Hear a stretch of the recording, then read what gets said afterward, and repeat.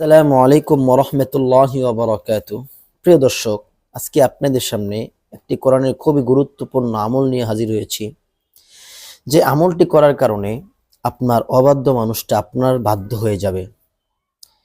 যেই মানুষটা আপনার থেকে দূরে চলে গেছে, আপনাকে সে চায় না, সে মানুষটা আপনাকে পাগলের মতো ভালোবাসবে।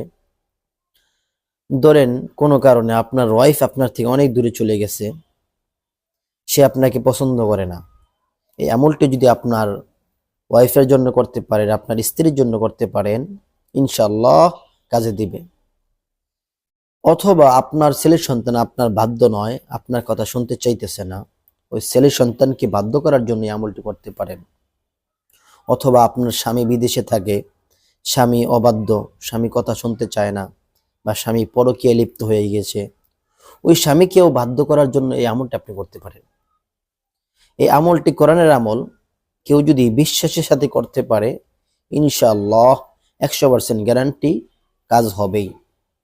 এই আমলটি করার পূর্বে যারা আমার চ্যানেলটিতে নতুন এসেছেন, চ্যানেলটি সাবস্ক্রাইব করে সাথেই থাকবেন।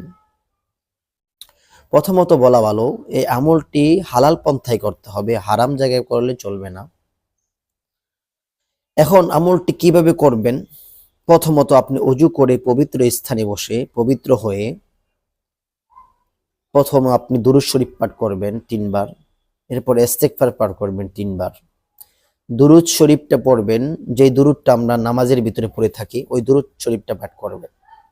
এরপরে সূরাতুল কাউসার এইভাবে হাতে ধরে ধরে 3 বার পাঠ করবেন। আউযু বিল্লাহি বিসমিল্লাহর সহিত সুন্দর করে সূরাতুল কাউসারটা 3 বার পাঠ করবেন।